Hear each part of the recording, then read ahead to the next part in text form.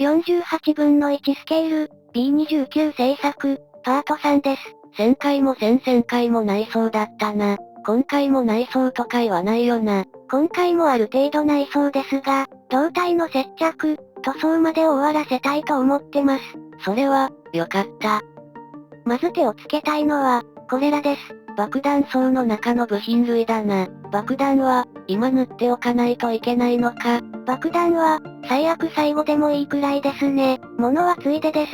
機体内部色とシルバー以外の色も塗りたいじゃないですか。よくわからない心の動きだな。爆弾のパーツは2つに分かれてますから、まずは、接着です。接着は、いいが、その後の合わせ目消しが手間だな。なんせ12個もありますからね。適当な YouTube 動画見ながら削ります。そして、オリーブドラブで塗装します。安全安心のオリーブドラブだ。数が多いので時間だけはかかります。爆弾層を貫くパイプは、内部をシルバーで塗装して、2つを貼り合わせて、合わせ目消しを行います。これは、ちょっと手間がかかるな。はい、デコボコとしているので、案外時間がかかります。そして、外側もシルバーで塗装します。内装の広い面に比べればへのカッパだな。はい、への突っ張りにもなりません。そして、残りは機体内部色で塗装です。だいぶ凹凸が激しいから、開くでじゃあ細部まで届かないな。面装筆も併用した方が良さそうですね。塗装の結果です。順当な出来栄えかな。特に難しいところはありませんからね。問題は、組み付けだな。胴体を貼り合わせるまでが勝負です。まずは、爆弾層のラックを配置して、シャフトを隔壁で挟む形で取り付けます。次に、主翼取り付け用の支えを兼ねた部品を、差し込みます。それぞれが大きな部品だから、取り回しが大変そうだ。そして、いよいよ胴体を貼り合わせます。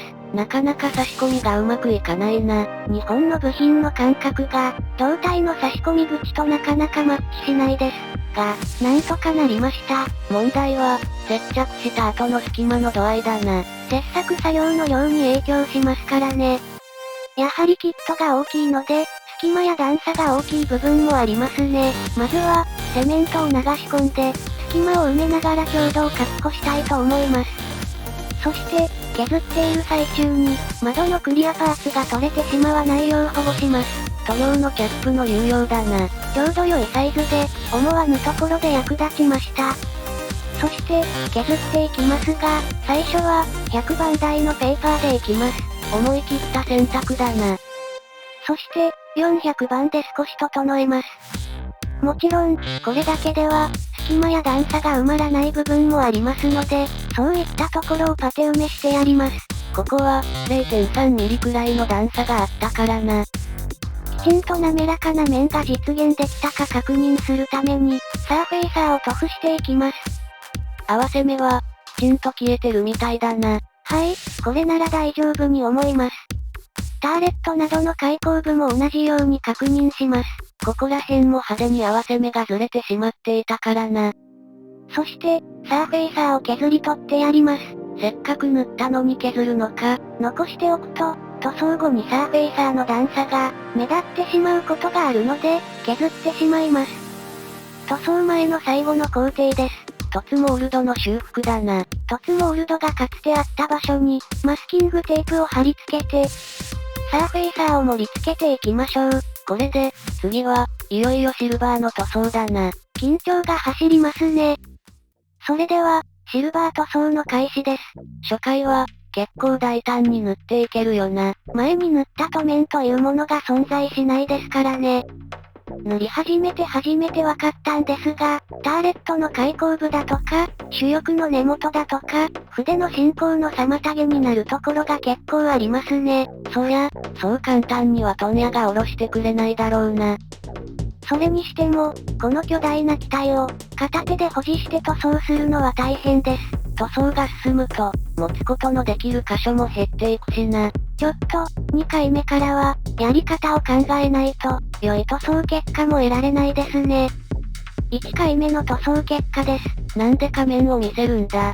上面の塗装を開始してしまったからです。またやらかしたってわけか。それはそうと、着色具合は、まだまだですね。1回目で蹴りがつくほど甘いものではないからな。それでは、2回目の塗装です。塗り方を変えてきたな。手で支えるには無理があったので、機体を置いて塗る方式に変えました。こっちの方が筆の運びが安定しているかもな。重いものをしっかり保持するのは、なおかつ長時間ともなると難しいですね。あとは、慎重に塗り重ねていくだけだな。はい、いつもの基本を守っていきます。とにかく前の塗面に気を使いながら塗り進めます。2回目の結果です。下地のプラの色もシルバーっぽいから、紛らわしいとはいえ、これは、まだまだ発展途上だな。さすがにたったの2回で塗装完了できたら、かなり嬉しいですが、ありえないですね。3回目に行ってみましょう。場所によっては、腕の支えになる場所がなくて、筆を一定の圧でまっすぐ運ぶことが、難しいです。垂直尾翼とか、主翼の突き出たプレートなんかが、邪魔になるって感じだな。塗料がデコボコにならないよう細心の注意を払います。筆が大きい分、含む塗料も大量だから、いつもより気を使わないとな。逆に含ませる塗料を絞った方がいいですね。3回目の結果です。だいぶ銀色の輝きが安定してきましたか。それでも、ところどころまだ薄そうな部分があるな。ブラシを置いて塗り始めたところや、力加減が変わったところが見て取れます。とにかく重ね塗りを進めましょう。胴体のきつい曲面よりも、垂直尾翼のような、緩い曲面の方が安心して塗装できます。確かに曲率が大きいと、筆が接触する面積が少なくなって、圧力が増したりするからな。シルバー以外の色だと、曲率が大きい方が安心なんですけど、シルバーと通常色では勝手が違います。ところで、置いて塗る方式だと、塗っている最中に変なところを持ってしまって、大失敗する可能性がなくて良いかもな。最近、通常の大きさのキットだったら、そんなミスは、やらかさないですけどね。可能性の問題だけどな。4回目の結果です。たまには、裏側で確認してみましょう。そうやってあえてこっちをチェックする風に言ってるが、単にまた上面を先に塗っちまっただけだな。ミスることはありませんとか言ってるが、盛大にミスってるな。ついつい塗りたい気持ちが前面に出てしまったのです。5回目の塗装です。そういえば、この B29 の機体は、かなり大きいが、1回あたりの塗装にどれくらい時間がかかってるんだ。そうですね。機体の上下を合わせて、だいたい40分くらいです。案外短いと言うべきか、まあ、そんなもんかと言うべきか、微妙なラインだな。ちなみに機体を左手で保持して塗っていた時は、だいたい50分くらいかかってましたね。あんまり変わらないな。腕への負担は段違いですけどね。腕の力がついて一石二鳥だったのにな。変な鍛え方になっちゃいそうですよ。それはそれで、話のネタになるから面白いだろう。人事だったら、そうですね。5回目の結果です。どうしても筆の塗り始め部分と、塗り終わり部分が気になります。他にもストロークとストロークの重なる部分とか、縞になって目立ってるよな。これは、やっぱり手強いですね。さすがシルバーだな。塗料の消費もとても激しいです。塗り始める前は、この瓶の8割の塗料があったのにな。単色なので、容易に補充することは可能ですけどね。それでは、6回目、ストロークの始めと終わりに集中します。なんとか、目立たなくなるように、抑えていかないといけないな。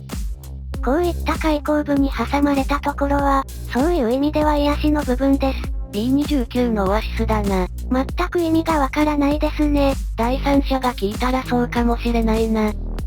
6回目の結果です。だいぶ改善してきた気はしますが、筆のストロークの後は、なかなか消えませんね。これは、直前の筆の運び方のみに依存してそうだからな。